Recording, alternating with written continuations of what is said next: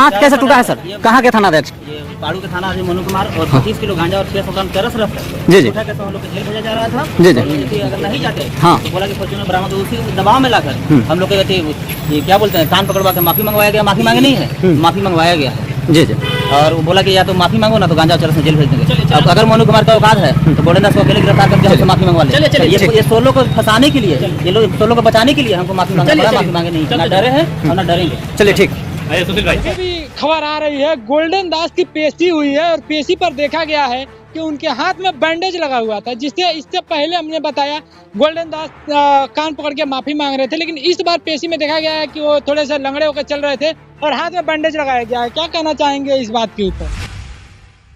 ये जो भी हमारा जो भी समाज बहुजन समाज से जो भी लीडर बनेगा उसके साथ यही होगा।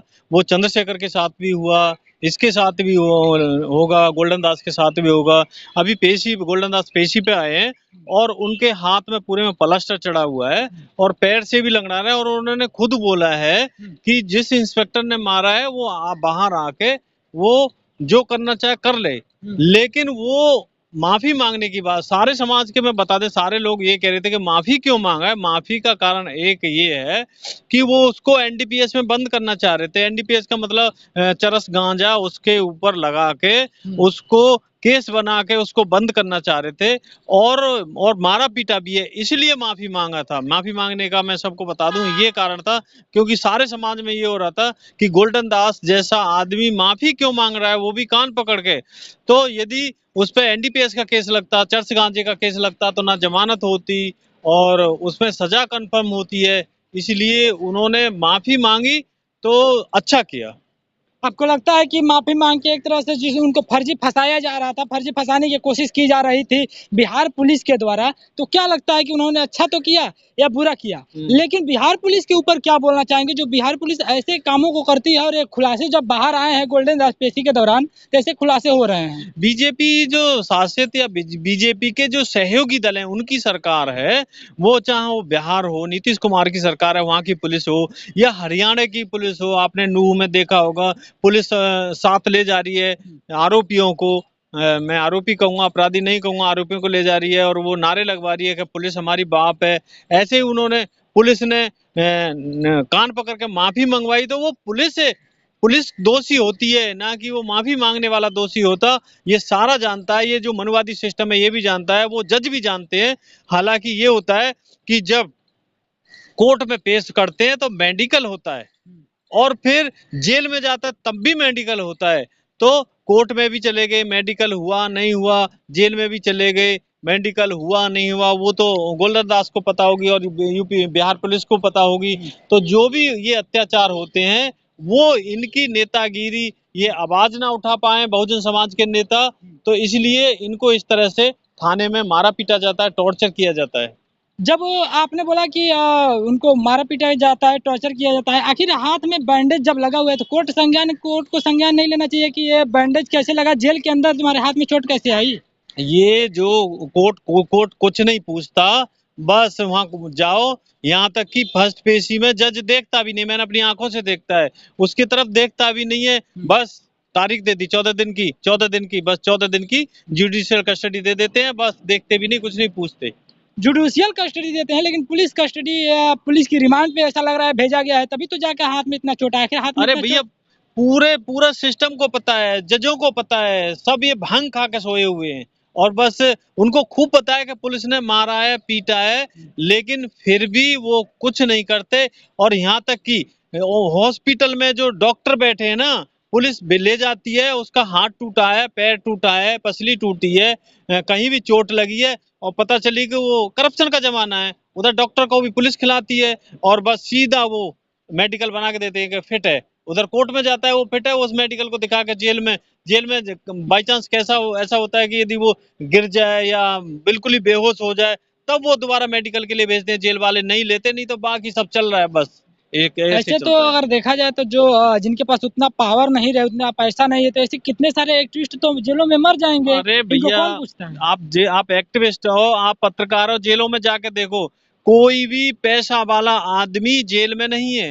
वो तो सेशन कोर्ट से हो, चाहे हाई कोर्ट से हो, चाहे सुप्रीम कोर्ट से, सब बेल लेके चले जाते हैं। और जो पैसे वाले जो जिनके पास पैसे नहीं होता, गरीब होते, वो जेलों में पड़े हैं, खीरा चोरी में, लोटा चोरी में, साइकिल चोरी में, बाइक चोरी में, छोटे मोटे केस। और कुछ लोग ज्यादातर आपने देखो बहुजन समाज के लोगों से जेल भरी पड़ी है और कोई सुनने वाला नहीं है। जहाँ बैरिक की क्षमता 15 आदमी के 40-40 आदमी उनमें रह रहे हैं। ऐसा बताया जा रहा है कि जाति सूचक गालियां दी गई है उनको पुलिस के द्वारा। वो तो जब पत्रकारों ने पूछा है, आप हमारी ये वीडियो में देखना कि वो खुद गोल्डन दास खुद कह रहे हैं कि मारा है, पीटा है और जाति सूचक गाली दी है। और जो इंस्पेक्टर है वहाँ का थाने का, तो क्या इंस्पेक्टर के ऊपर SC/ST एक्ट लगेगा, क्योंकि जाति सूचक गालियां जब दी हैं तो? अरे बस को SC/ST एक्ट लगने का डर होता तो वो मारता पीटता क्यों, माफी क्यों मंगवाता।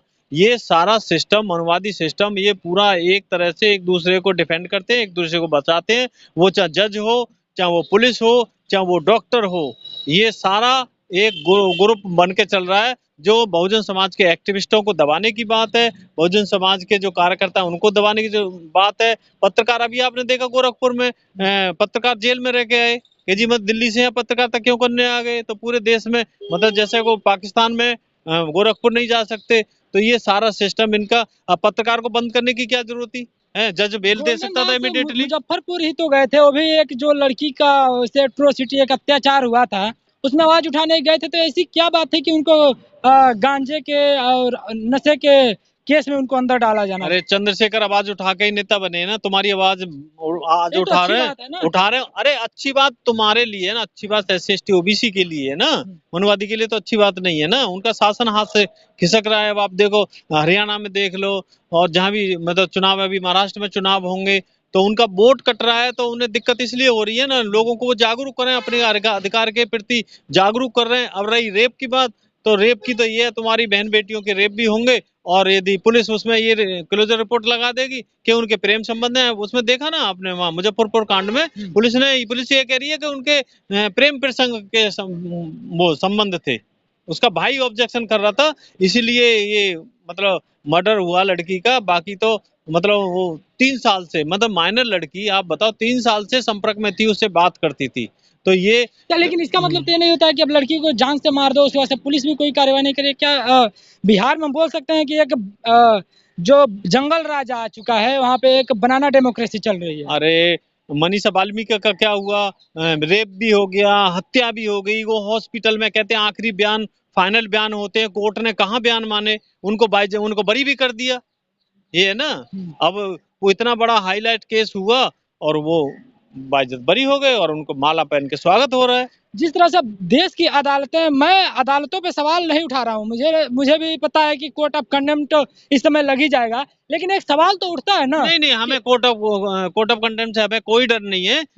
जब तक बहुजन समाज के एक्टिविस्ट से पत्रकार कोर्ट पे आवाज नहीं उठाएंगे, क्योंकि कोलेजियम सिस्टम से जज बैठे हैं, उन्हीं के भैया भाई भतीजे वही जज बनते रहते हैं। तो उनमें, जबकि 1925 में अंग्रेजों ने भी इन पे ब्राह्मणों पे जज बनने पे बैन लगा दिया था कि इनमें न्यायिक चरित्र नहीं होता। तो हम कोर्ट के खिलाफ भी बोलेंगे, जहां न्याय नहीं मिलेगा हम सड़क पे भी बोलेंगे, हर जगह बोलेंगे। कोर्ट पे एक क्वेश्चन मार्क तो लग रहा है कि जहाँ पे अन्य समाज के लोगों को खुली छूट दी जा रही है, वहीं पे एक तरह से हम देखते हैं तो बहुजन समाज में और मुस्लिम समाज में लोगों को सालों से जेलों में भरा जा रहा है, सुनवाई नहीं हो रही है। मैंने बार बार एग्जांपल देता हूँ कि चंद्रशेखर आजाद, गोल्डन दास, उसके बाद से हम देखें जो उमर खालिद है, खालिद सैफी है, गुलफिसा फातिमा है, कितने सारे लोग अभी भी जेलों में हैं। ट्रायल कुछ लोगों का भी चालू नहीं हुआ है। तो इस पर आप क्या कहेंगे? एक बहुत बड़ी खबर है, गोल्डन दास को जेल के अंदर ऐसा क्या हुआ कि गोल्डन दास के हाथ पे पट्टी बंधी हुई है, बैंडेज लगा हुआ है, पूरा का पूरा प्लास्टर है, चलने में उन्हें दिक्कत हो रही है। उससे पहले वो कान पकड़ के माफी मांगते हुए नजर आए थे। आपको क्या लगता है? कमेंट बॉक्स में जरूर बताइएगा। अब वीडियो को अधिक से अधिक बहुजन समाज के लोगों तक पहुंचाने की कोशिश करिए। नमस्कार।